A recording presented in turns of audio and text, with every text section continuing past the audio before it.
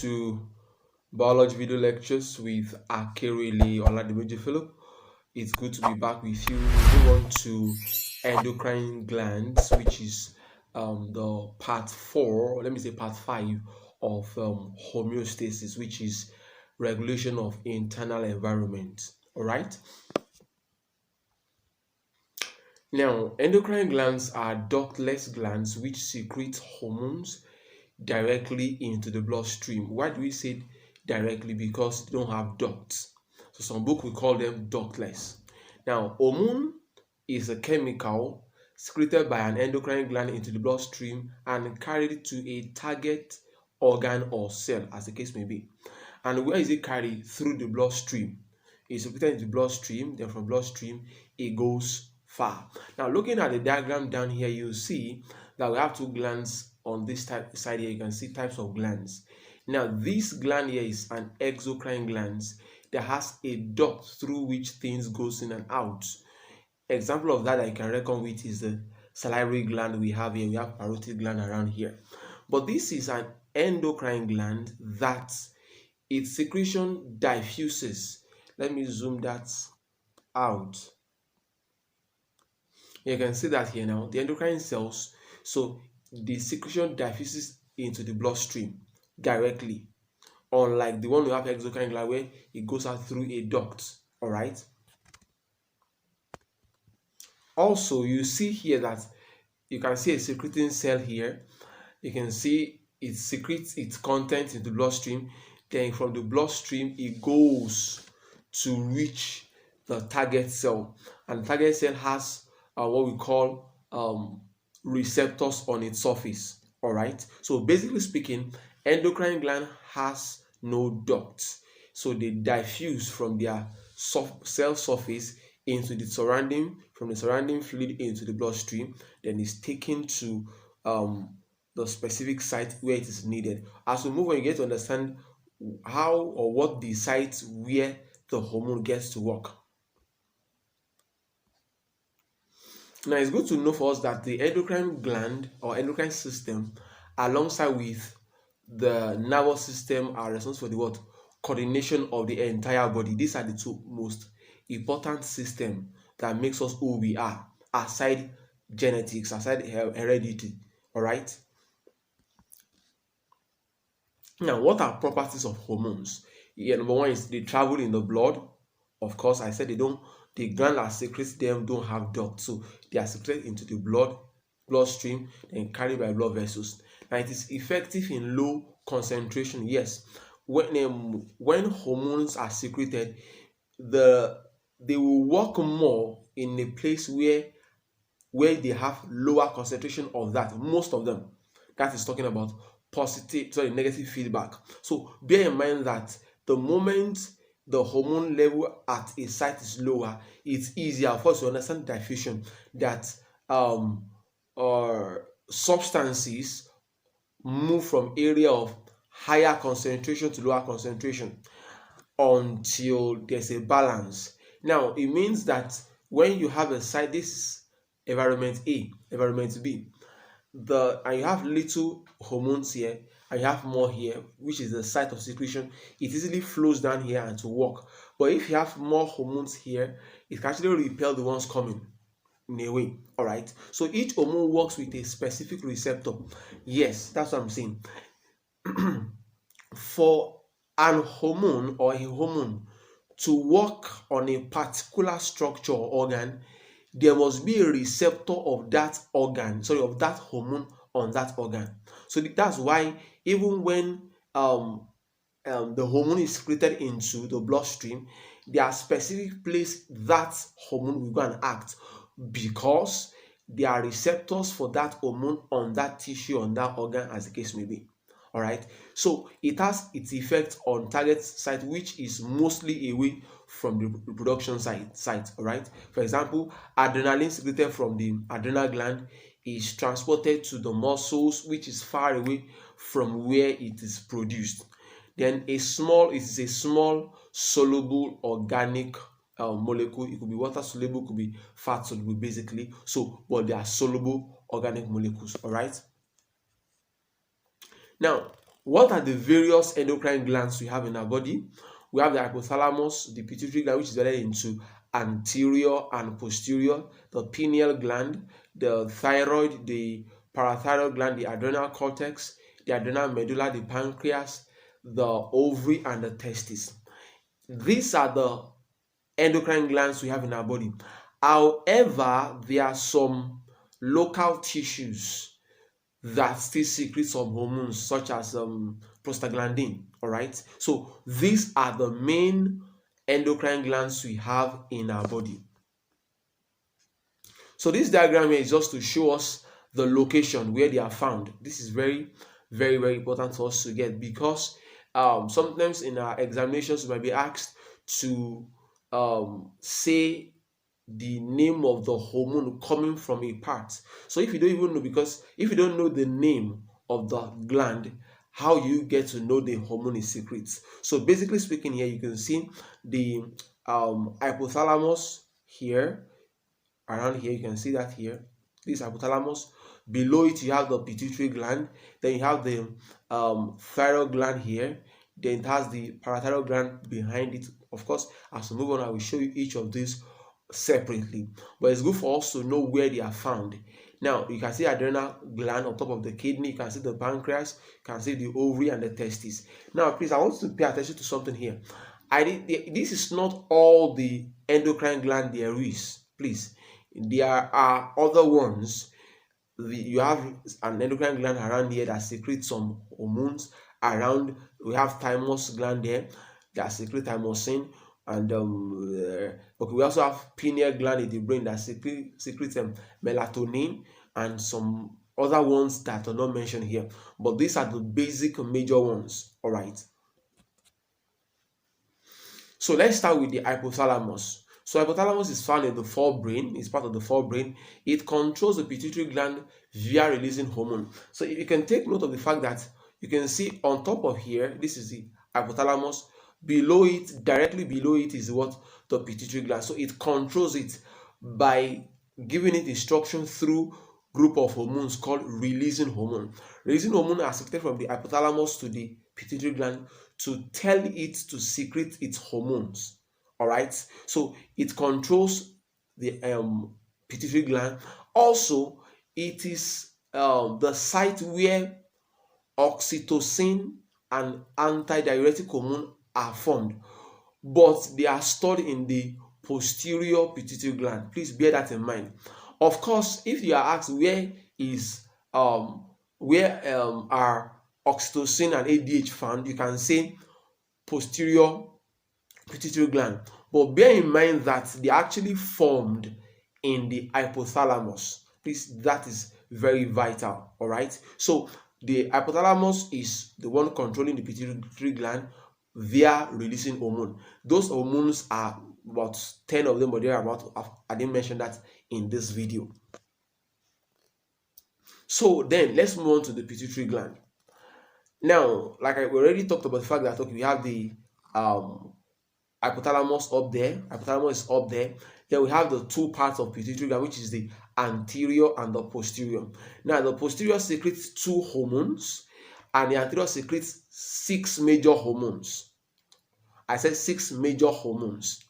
Now it means that we are expected to have 8 hormones altogether from the from the pituitary gland. So the 2 hormones from the posterior pituitary gland are oxytocin, which works on the what's it called, uterine muscles, the uterus and the mammary gland. Then the ADH, antidiuretic hormone, that works on kidney tubules. Then we now move on to the anterior, that secretes 6 major hormones, which is TSH, which is thyroid stimulating hormone, ACTA, which is adrenocorticotropic hormone, FSH, which is follicle stimulating hormone, and LH, which is luteinizing hormone. They also have growth hormone, that is GH. Then we have prolactin. Then also, so this last one is not most times mentioned. It's just in this diagram here.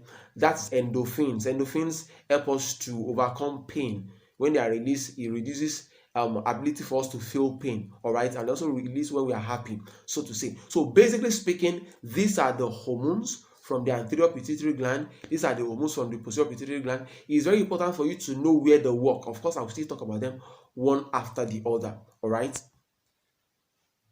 So let's start with growth hormone. So growth hormone is responsible for promoting protein synthesis, because protein synthesis is essential in increase in cell size and cell division. So basically speaking, these are the things that must be in place for us to have growth. So that is increase in protein synthesis, cell division, mitosis, what have you, breaking down of fat also, because we need all of that to increase cell division as well as cell size, which all of them will amount to form to bring about growth. All right. Now it's target at most organs capable of what? Of growth. Yes, they are organs that can be able to grow. Now, abnormal increase in level of growth hormone before puberty can lead to a condition called what? Gigantism. That would be a giant. We'll get to see that as we move on. So that's the function. But when it is too much, there's a key word here. Before puberty, I will tell you why.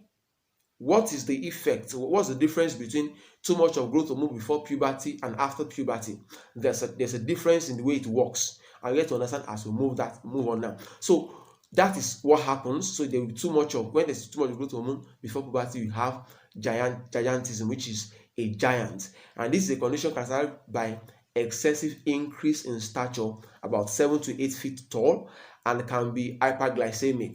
Why? Because growth hormone also has a way of increasing the level of glucose in our body. So if care is not taken, the person can end up having diabetes mellitus. Why? Because when growth hormone is too much, it keeps increasing glucose level. Glucose level, when it's too much, it will prompt the secretion of insulin. If you have seen my video on liver, I talked about the fact that increase in glucose in the blood will prompt secretion of insulin, and insulin can be exhausted from the from the pancreas, so it can finish. So if there's consistent increase in glucose due to too much of growth hormone in this context, it will exhaust the insulin store from the islet of Langerhans, which lead to diabetes. Some books call it the diabetogenic effect of growth hormone. All right. So however, on the other hand, abnormal increase in level of growth hormone after puberty will lead to another condition called acromegaly. This person will not grow tall, rather will get wider. And this is characterized with enlargement of the hand, with feet. Then we have prognatism. The jaw looks like square. There's hyperglycemia also, broadening of the nose and other parts of the body. So let's take a look at diagrams to show us some of those things. Now, when I said this is a giant here, this is a normal person here. Now, you should take note of the fact that he is very tall because his long bones are tall, or are long, or extremely long. The reason why the person will be very tall, when I said before puberty, is because this side of the bone is called shaft. This side is called epiphysis. So when the epiphysis and the shaft fuses together, the bone can no longer elongate. So when you have too much of growth hormone before puberty or at infancy, at this stage, the epiphysis has not yet fused with the shaft, or the epiphysis as it's also called. For that reason, the bone will get so long that the person will look this tall. But after puberty or at adulthood, the epiphysis up here and down here has fused with the shaft, and there's abnormal increase in growth hormone. Since the bone cannot elongate, it gets wider to the right and to the left. So that's why the person becomes wide. The hand, the feet becomes wide. It's this sort of spade-like structure. So let's take a look at that. Yes, look at this drawing here. You can see how wide his palm is. You can see a normal foot here. See the foot of an acromegalic patient. See the hand also. See the same person here is wide. So they are not going to be tall because the bones are already fused. So what growth hormone can actually do is just to widen the bones. It must execute its effect, but they can't be vertical elongation, so they rather be broad, that's like lateral growth, so to say. So on the other hand, um, we've talked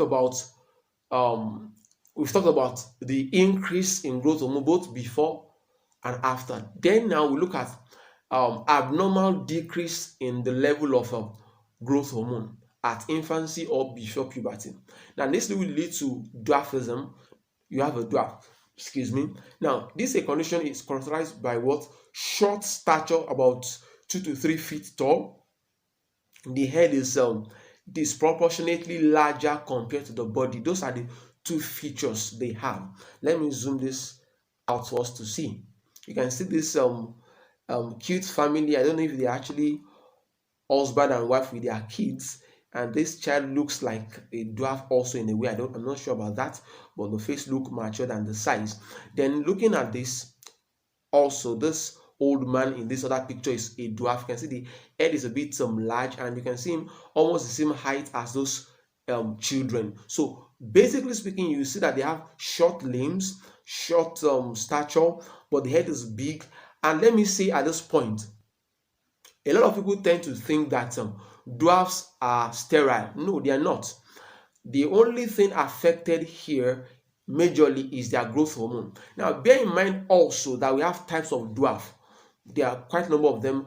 Dwarfism can be caused by growth hormone, absence of growth hormone. Sometimes can be caused by absence of receptors for growth hormone to work. That means growth hormone can be present, but the receptor with which it will work is absent. That's another kind of dwarfism. And there can also be a dwarfism whereby the entire anterior pituitary gland is faulty.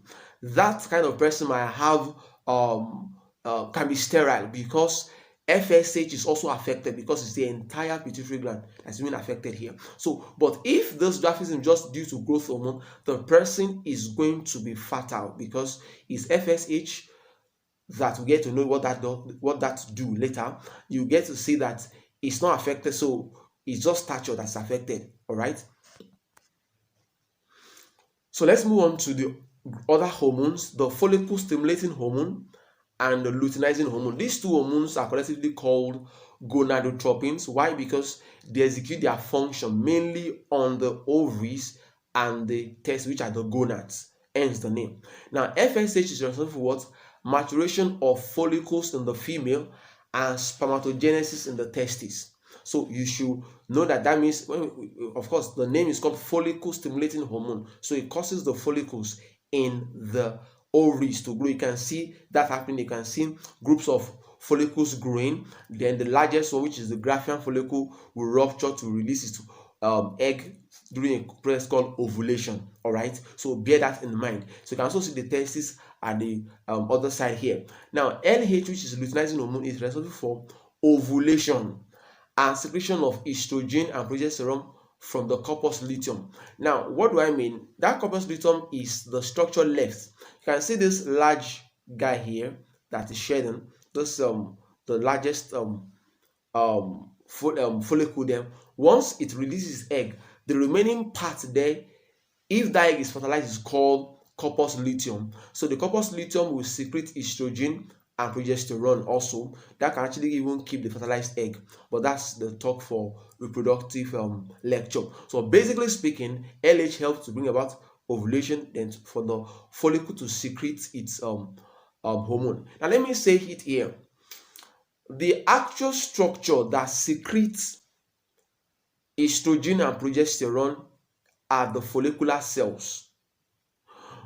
If you see in a textbook or you are asked in a question that is it ovary? Yes, it's still ovary, because follicles are in the ovary. However, if in your option you have ovary, you have follicles, the best answer is the follicle, because that's the actual site. However, if there's no follicle in the option, you can actually pick ovary, because ovary contains follicles. So moving on, and for in the male, what does LH do? It helps to release testosterone from the Leydig cell of the testes. Then we move on to thyroid stimulating hormone. Now, before I go to, okay, I think I will go back to that slide. So this hormone is a trophic hormone. Trophic hormone. What do I mean by trophic hormone? Any hormone that causes another endocrine gland to secrete its hormone is said to be a trophic hormone, and actually three of them. Get to see that as we move on. So this TSH, as the name implies, thyroid stimulating hormone, it prompts the thyroid gland to secrete its content, which is what? Thyroxine, then also calcitonin. Then also adrenocorticotropic hormone, which is ACTH. This is also a tropic hormone which stimulates the adrenal cortex to secrete its content. One of the major content is cortisol. That's not the only content anyways. Then we have prolactin, which is this is responsible for the production and synthesis of milk. Please, there's difference between ejection of milk and synthesis. Synthesis is the work of prolactin. Ejection is done by oxytocin. Students to mix that up. All right. So prolactin helps to form the milk within the breast and keep it there. All right. So now I said here that note there are three trophic hormones, which are FSH, ACTH, and TSH. Why? Because all of these hormones, yes, cause other pituitary gland to secrete, other endocrine glands to secrete their hormones, basically. Hope that is taken note of. So then we've talked about all the hormones we've talked about are all the hormones from the anterior pituitary gland. So we are moving on to the posterior pituitary gland now. So there are two of them, if you can remember, which is oxytocin and what? ADH. So oxytocin is also known as vasopressin. It executes its effect on the mammary gland and the uterus. I will say that it's an hormone that always causes contraction wherever you see it. To the best of my knowledge, most of its effects are always contraction. Even when it works on the blood vessel, it can actually work on blood vessel. It also causes vasoconstriction. So it's always contraction of the smooth muscle. Now it stimulates the contraction of the uterus during parturition and stimulates milk ejection after birth, after childbirth. So basically speaking, it works in contraction. So let's look at this first one here. We'll see this animation at the right lower angle here, a child putting the mouth on the nipple. If you have seen the introductory aspect of homeostasis, I talked about positive feedback and negative feedback match. You want to look at that lecture once again. Now, what happened here is that the child, once he or she puts the lips around the nipple, the touch receptor there, I'm starting from this number one here, the touch receptors on that nipple sends impulse to the to the brain. So you see, follow this one, then two, to the brain, stimulates the hypothalamic cells to release oxytocin from the posterior pituitary gland. All right. So once that happens, the oxytocin from the posterior pituitary gland goes into the bloodstream. From bloodstream, it is taken to the what? To the lobules of the breast, and it causes the lobules of the breast to contract. As it contracts, some amount of milk will go into the mouth of the baby. When this happens, the baby loves what comes out, then suckle the nipple the more. Once he or she does that, the same thing happens again, more touch receptor, because the number of touch receptors stimulated now are more, because the lips is enjoying what is coming into it, so it goes in again. So that's a positive feedback. So you can actually pause the video here and see how that works. So this is one of the functions of oxytocin, which is called milk ejection or milk let down reflex. It's a reflex. Once the lip touches the lip nipple, the milk will come out once it is there. All right. Then the other function of oxytocin is during parturition, childbirth. So when the head of the child pushes against the uterus, the cervix has touch receptor, just the same pattern. So the nerve impulse from the cervix is transmitted, which from the touch receptor through nerve impulse goes through nerves, goes to the brain to stimulate release of oxytocin. Oxytocin from the bloodstream is taken to what? You can see bloodstream to the uterus. So once released in the uterus, it causes the uterus to contract. Once the uterus contracts, it pushes the baby towards the uterus, sorry, the cervix the more. And once that happens, the head of the baby touches the cervix the more touch receptors are stimulated. The number of touch receptors stimulated will prompt more stronger impulse sent to the brain, and more amount of oxytocin is secreted, then the cycle continues. That's also a positive feedback. So these are the two major effects of oxytocin, which is majorly found in gravid, a pregnant person or a woman in their reproductive stage. Of course, it works in male also in ejaculation and the likes. All right. The second posterior pituitary gland hormone is antidiuretic hormone. I did mention this when I was talking about osmoregulation under the function of kidney. Now, this stimulates the nephron of the kidneys to reabsorb water in order to conserve water. Yes, this happens when our osmotic pressure is increasing. So the body wants to conserve the water so we won't have acidosis, or we won't have other conditions that goes up, or we won't have dehydration. So now the more the ADH, the more the reabsorption and the lesser the urine. This is a law you want to please know. So this is, you can see the glomerular filtrate. This is glomerular filtrate here. So what happens is that based on the presence of ADH, all parts of nephron, including the collecting duct and distal connected tubule, becomes permeable to what? Reabsorption of water. So water is filtered back into the bloodstream so that the amount of urine released is lower. So please don't forget this particular law. The more the ADH, the more the reabsorption, then the lesser the urine, then vice versa. So move on to another gland, which is the thyroid gland. Around here is on the neck region. All the glands I've talked about since has been the one in the brain, in the cranium. Well, we are moving on to the one around the neck now. It's found at the root of the neck, on the other side of the Adam's apple anteriorly. You can see that here. You can see how it looks like. It's found on that region. Everybody has it. All right. So this is how it is located. So it secretes 3 hormones, which are thyroxine, that's T for then triiodothyronine, T3, and calcitonin. But I will talk majorly on thyroxine and calcitonin. All right. So thyroxine and triiodothyronine, pardon me, please, are responsible for regulation of the basal metabolic rate and stimulation of growth in children. Now, so it means that it is not only growth hormone that brings about growth. So you can actually have growth hormone. If you don't have enough thyroxine, growth will not be complete. Some aspect of growth will be affected. We get to see that as we move on now. All right. So they play an essential role in digestion of food. Then hypothyroidism can lead to what?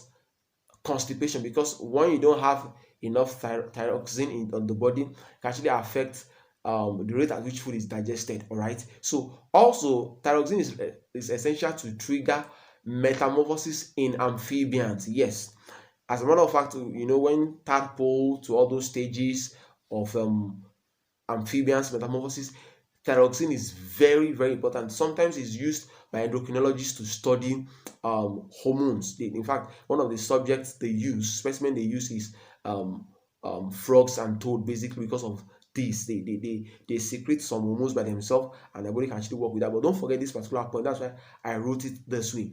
Now, calcitonin, another hormone from the thyroid gland, plays a major role in calcium level by reducing the level of calcium. So it reduces calcium level. Reduction. All right. So I think I've shown you this. So let's talk about hypothyroidism, which means little hormone from the thyroid gland. Now, this is abnormal decrease or absence of thyroxine. I'm talking from the aspect of thyroxine majorly. This leads to a condition called cretinism in children and myxedema in adulthood. So if it happens in children, it's called cretinism. So this person will have what's it called? This lack will actually be due to little thyroxine or lack of thyroxine. That's congenital. Lack of thyroid gland. Some child actually be born without thyroid gland. So that is congenital anomaly. The person was born that way. Now this will lead to severe and irreparable mental defect, because in one of the growth of the brain, thyroxine is needed for the brain to work normally. So if it's not available, the person becomes mentally retarded. The person will have stunted growth, because I told you that it plays part in growth. So when a child has cretinism, they will be mentally retarded, they will have stunted growth, just like a dwarf. But there's a difference. I will show you that as we move on. So yes, these are the differences. For dwarfism, it is caused due to low growth hormone or hypothyroidism, which means little hormone from the pituitary gland. All right. Then cretinism is caused by hypothyroidism, which means little effects from on little activity from the thyroid gland. So, but majorly is due to, for dark glands, is due to growth hormone. You can pause the video here and see how it affects them. So for dwarf, if this type of dwarf is caused by growth hormone alone, the person will be sexually normal. But if it's caused by hypopituitarism, which is entire default or defective pituitary gland, the person will have issues with fertility, because all of the hormones of the anterior pituitary gland are affected. All right, but you can see there's a difference. Of course, they are still normal. IQ wise, intellectually, they are still different. So you can pause the video here to get, these are the differences between dwarfism and cretinism. So also, now we've talked about that is hypothyroidism. We talked about that as we see it in adult, that's myxedema, and cretinism in children. Then also hypothyroidism can lead to a type of goiter called hyperplastic goiter. Goiter simply means the condition which is what swollen thyroid gland. You can see it here. Now, what you should know is that goiter can happen in two ways. It can happen when thyroxine is not enough, and when it's too much. Now, there are some fluid within the thyroid gland called thyroglobulin, which iodine will combine with. So when an individual does not take iodide salt, this will happen. The TSH from the anterior pituitary gland will tell the thyroid gland to secrete thyroxine. In the bid to do that, thyroxine cannot be produced because there's no iodine to add to thyroglobulin already in the thyroid gland. So when the message comes from TSH to the thyroid gland will just multiply the already existing thyroglobulin inside it, or thyroxine also inside it. So what will happen is that the thyroid gland will just get inflamed, filled up with thyroxine, and that's because with thyroglobulin, and that's because there's no iodine to add up to it. So this type of goiter is called hyperplastic goiter, and it's called non-toxic goiter because thyroxine is not even secreted in the first place. So bear in mind that this type of goiter is formed due to deficiency in iodine in the diet. All right. So the second type of goiter, this one is now based on hyperthyroidism. This is due to abnormal increase in the level of thyroxine. So this one, there's enough iodine, but maybe due to thyroid adenoma, there's abnormal multiplication of the cells of the thyroid gland, so level of thyroxine increases. Now this one is different. There will also be enlargement of the thyroid gland, but it's accompanied with exophthalmos, the two eyeball bulges. You can see it from these two patients here, and it's going to be, this one is actually having some sort of Graves' disease. If care is not taken, it actually lead to blindness. Why? Because a time comes whereby the eyelid will not be able to cover the eyeball, and the optic nerve actually gets stretched out and cuts off, and that will lead to nerve blindness. So this is exophthalmic goiter, which is under hyperthyroidism, and is caused to abnormal secretion of thyroxine. The hyperplastic goiter was caused due to absence of iodine. Then thyroid gland will just swell up, filled up with another kind of fluid, thyroglobulin or thyroxine, as the case may be. All right. So we are moving on to pancreas now.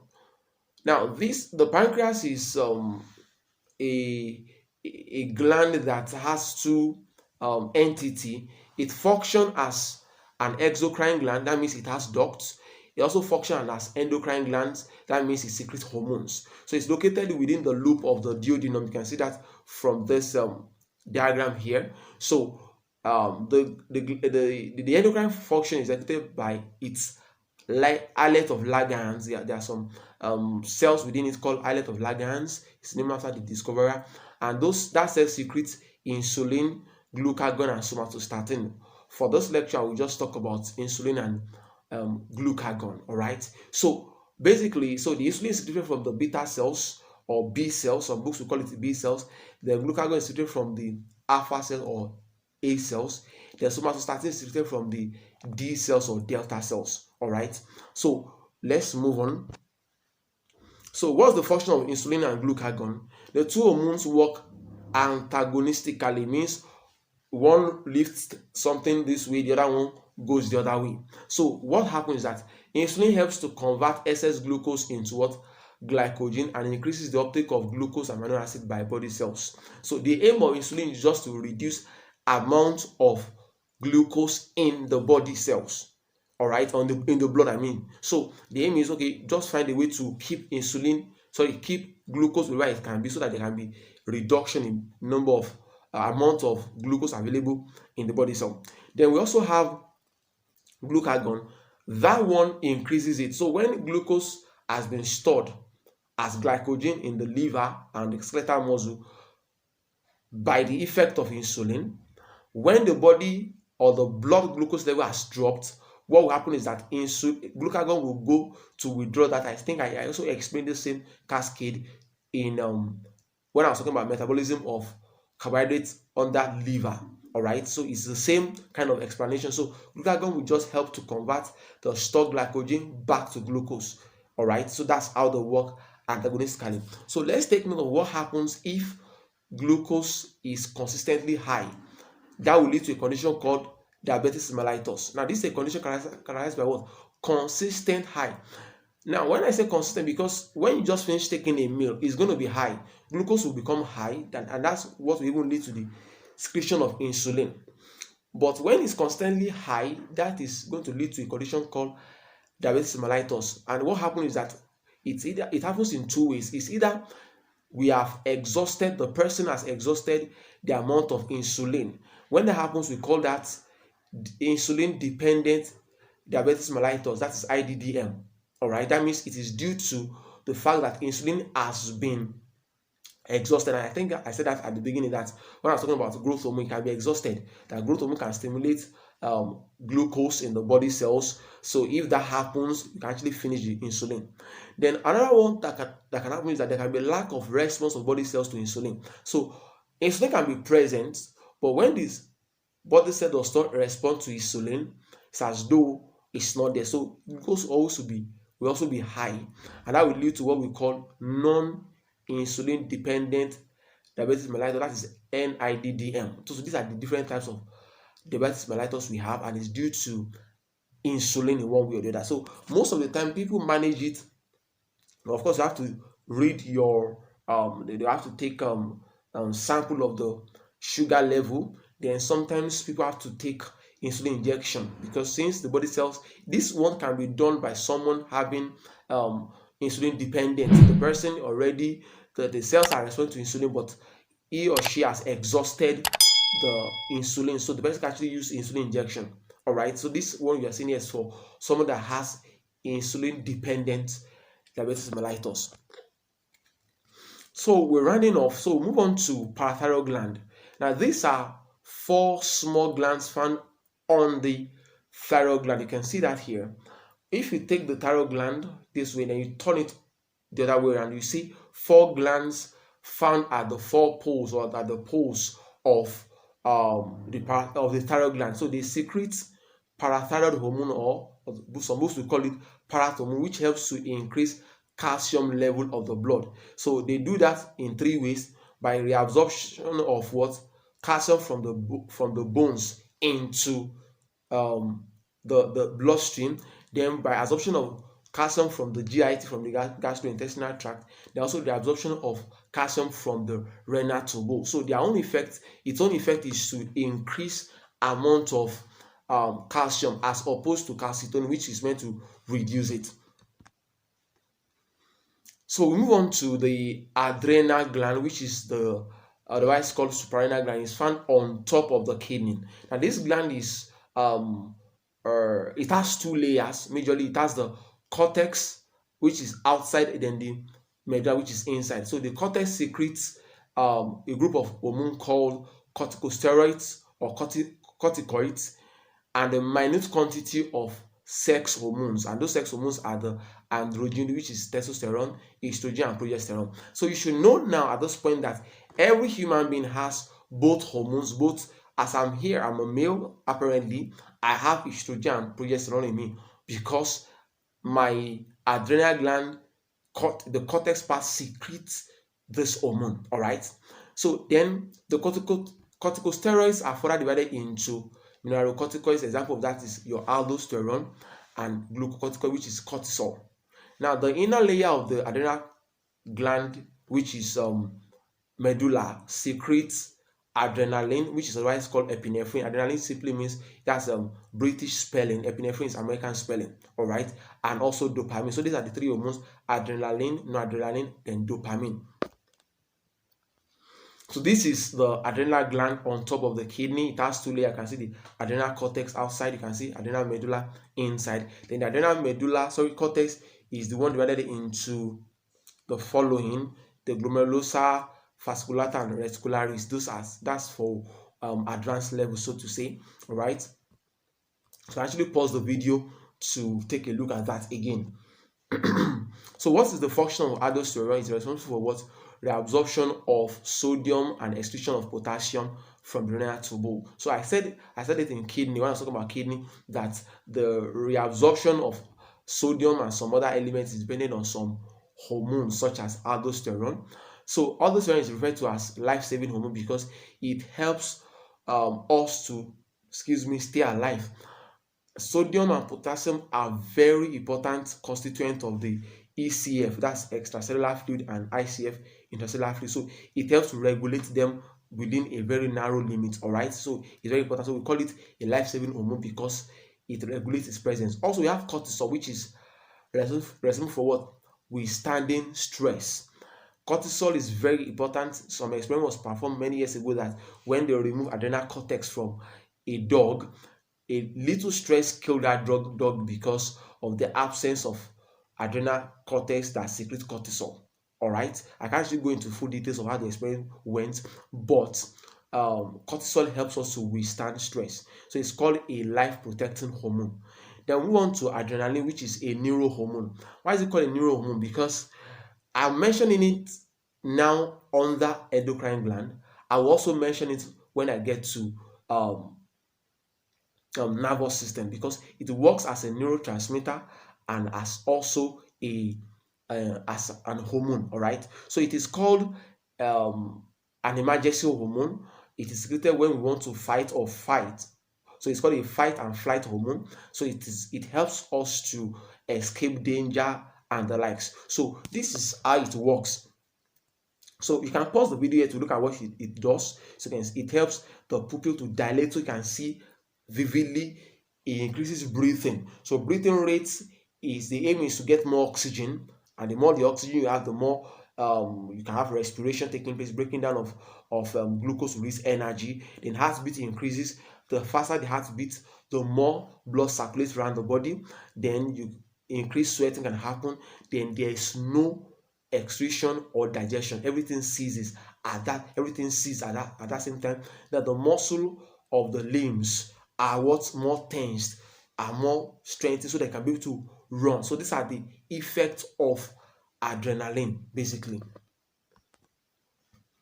So look at this very nice clip. You can see that lady thinking that was a real snake. At this instance, adrenaline will surge in her system from her adrenal cortex or medulla, I beg your pardon. And when that happens, you see her running. So all of those I mentioned, her muscle becomes within seconds. See what happens. Then she's able to escape that. Of course, after some time, the liver will break down adrenaline so that she can actually go back to her normal state. All right. So lastly, we look at the ovary and the testes. These are the um, reproductive organs. They carry out endocrine function by secretion of estrogen and progesterone from the ovary, and that is from the follicle. I think I mentioned that earlier on. Then also bear in mind that this ovary also secretes a little bit of some other hormone called relaxin inhibin. So not inhibit, it's inhibin. That's supposed to be bin, and also little of androgen also. Now the testis secretes testosterone from the what? Leydig cell. Oh wow. Leydig cell is spelled Leydig. Leydig cell, I mean to say Leydig. This is autocorrect that actually changed this. All right. So these are the hormone. So this is the ovary here. You can see the follicles there in different sizes. This one is the ruptured one, and when I was mentioning corpus luteum, you can see it here. So this empty follicle becomes corpus luteum that will be secreting progesterone and estrogen. All right. So this is the testis. Of course, it has Leydig that will secrete um, testosterone for the male. All right, and that will be all for now on this. I believe I've been able to say one or two things. Thank you very much for being with me.